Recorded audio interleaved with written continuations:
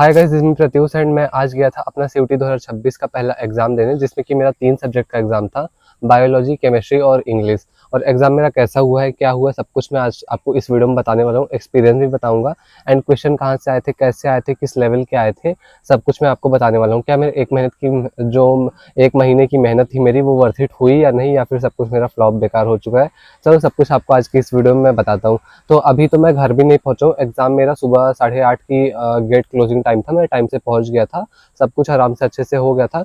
But वहां जाने के बाद फिर सीट वगैरह पे अलॉट हो गया था हमको, हम बैठ गए थे एंड 9 बजे से एग्जाम स्टार्ट हो गया था। बट वहां पर जब एग्जाम स्टार्ट हुआ ना, तो कुछ बच्चों का लॉगिन तक नहीं हो रहा था। इतना ज़्यादा क्योस वहां पर मच रहा था कि अनाउंस हर जगह से हो रहा था कि लॉगिन करवाओ, लेकिन कुछ कुछ जगह पर नहीं हो पा रहा था। बट आफ्टर सम टाइम सब कुछ एकदम नॉर्मल हो गया, सब लोग एग्जाम अपना स्टार्ट कर रहे थे करना। एंड जो मेरा पहला एग्जाम था वो इंग्लिश का था। पहला मेरा इंग्लिश का स्टार्ट हुआ। ऐसा था ना, एक पेपर आपका खत्म होगा, उसके बाद आपका दूसरा वाला स्टार्ट हो जाता था, अपने आप ही वो सब कुछ हो जाता था फटाफट से। एंड इंग्लिश का जब मेरा स्टार्ट हुआ, इतना जल्दी सब कुछ स्टार्ट हुआ एंड मेरा पहला क्वेश्चन शायद वोकैब से ही आया था। एंड वोकैब का मेरा क्वेश्चन आया पहला, मैंने स्किप किया, मेरे को नहीं आ रहा था, क्योंकि वोकैब वाले ऐसे क्वेश्चन आए थे जो वोकैबलरी मैंने कभी आज तक पढ़ी भी नहीं थी। ऐसे ऐसे क्वेश्चन थे वोकैब के, और जो पढ़ा था मैं वो भी कुछ कुछ भूल ही गया था। एंड मोस्ट ऑफ पार्ट में आपको डायरेक्टली बता दूं कहाँ से क्वेश्चन थे, तो रीअरेंजमेंट से सबसे ज़्यादा क्वेश्चन थे। टोटल 6 रीअरेंजमेंट आया था इंग्लिश में, एंड मेरे में तो 6 थे। एंड मेरे साइड वाला जो बंदा था उससे मैंने लास्ट में पूछा, तो उसने बताया मेरे में भी 6-7 रीअरेंजमेंट थे। तो रीअरेंजमेंट आप लोग अच्छे से कर लेना, ऐसा बहुत टफर साइड वाला रीअरेंजमेंट नहीं था, नॉर्मल ही था, बहुत टफ नहीं था, बट नॉर्मल साइड पे ही था। एंड साथ ही उसके साथ में क्या कहते हैं कि हाँ, और उसके बाद फिगर ऑफ स्पीच भी आए थे। फिगर ऑफ स्पीच लेकिन एक जो आया था वो तो नॉर्मल था, मैंने कर लिया। एजोनेंस था, उसमें ए वाले सारे लेटर्स रिपीट हो रहे थे, कुछ कुछ वर्ड्स मतलब हर एक वर्ड्स में ए लेटर का रिपीट हो रहा था बीच बीच में कहीं कहीं पे, तो मैंने वो वाला तो कर लिया। बट एक और फिगर ऑफ स्पीच था जो कि सभी के सभी एडवांस वाले उसमें दिए थे, इसलिए वो मेरे से नहीं हो पाया। कल रात में मैंने फिगर ऑफ स्पीच की वीडियो देख भी रखा था, लेकिन भाई जो मैंने पढ़ा था उसमें से बिल्कुल भी नहीं आया था। एंड रूट वर्ड से मैंने ट्राई तो कर रहा था कि कुछ कुछ एलिमिनेशन वगैरह करूं, बट हो नहीं पा रहा था। तो ऐसा ऐसा मेरा कुछ इंग्लिश भी था। एंड लास्ट टू लास्ट में एकदम 2 पैसेज थे, मतलब आरसी जो 2 थी मेरे में, तो दोनों को करने में मेरे को मतलब ना पूरा ऐसा टाइम का पूरा इशू हो गया था, मेरा नहीं हो पाया।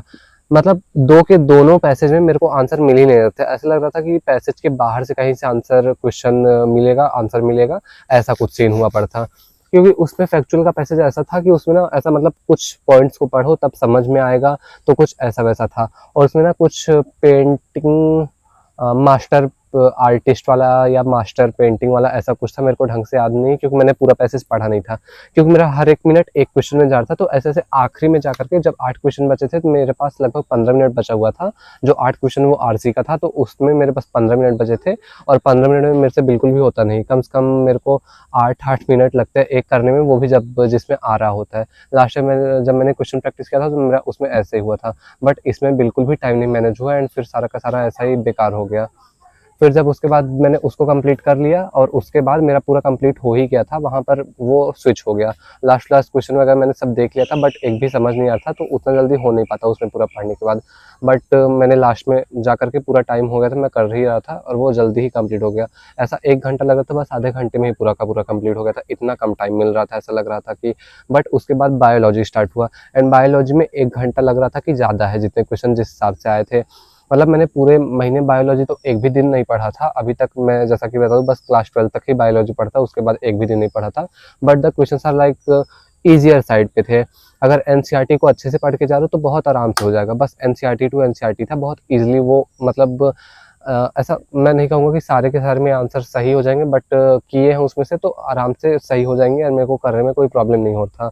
क्योंकि 12th में पढ़े थे तो कुछ टॉपिक्स भूल भी गए थे जो हार्ड वाले थे, बट जो टॉपिक्स इजी थे लाइक ओजेनेसिस वगैरह से क्वेश्चंस थे, तो वो सब इजीली हो जाते, काफ़ी अच्छे क्वेश्चंस आए हुए थे। एंड उसको करने के बाद मेरा 15 मिनट 20 मिनट ऐसे ही बचा था बायोलॉजी का कंप्लीट होने के बाद, मेरा पूरा का पेपर।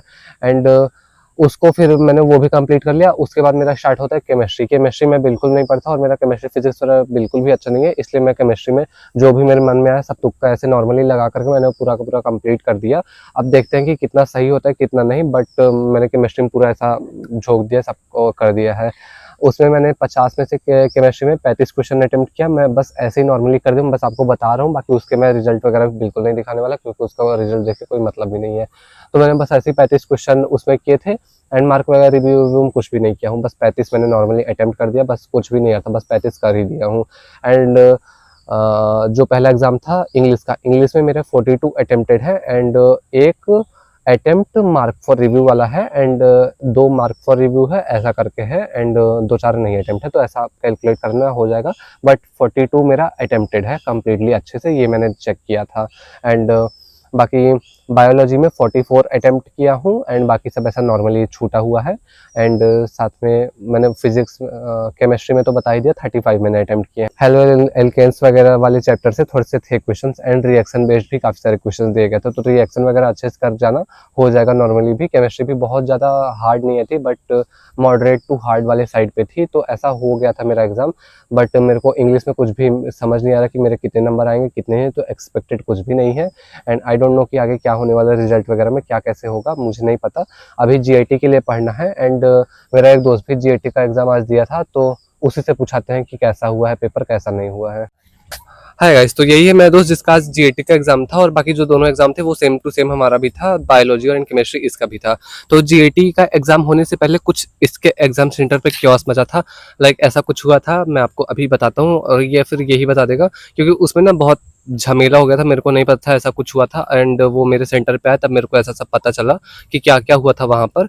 तो अभी हम बताते हैं आपको। देखो, इसके नाम में ना कुछ मिसमैचिंग हो गई थी, एंड वहाँ पर ना प्रॉब्लम हो गई थी, तो वो यही बता पाएगा, मेरे को उतना अच्छे समझ भी नहीं आया। बताओ, कोई नहीं देख रहा है, बस ऐसे नॉर्मली बता डालो। हेलो गाइज, हमारे नाम में मतलब कि हमारा नाम प्रिंस गिरी है। हमारे मतलब कि एडमिट कार्ड में राजकुमार गिरी दिया था, इसलिए हम जब सेंटर पे पहुंचे तो वहाँ पे जो सब लोग देख रहे थे हमारा एडमिट कार्ड, जब चेकअप हुआ तो उसमें हमारा नाम मतलब मिसमैचिंग था, इसलिए तो उन लोगों ने मुझे बाहर कर दिया। फिर हमने बाहर गया साइबर क्राइम पे, तो वहाँ पे अपना दिखाया, उन लोगों ने फिर से वही मुझे एडमिट कार्ड निकाल के दे दिया राजकुमार गिरी। फिर वहाँ के जो प्रिंसिपल थे उन्होंने मेरा देखा, फिर वहाँ अपने कंप्यूटर सेंटर में जाके मेरा नाम एडिट कर दिया।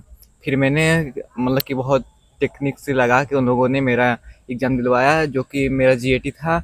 मैंने जीएटी में क्वांट और रीजनिंग से बहुत कम ही क्वेश्चन पूछा गया था।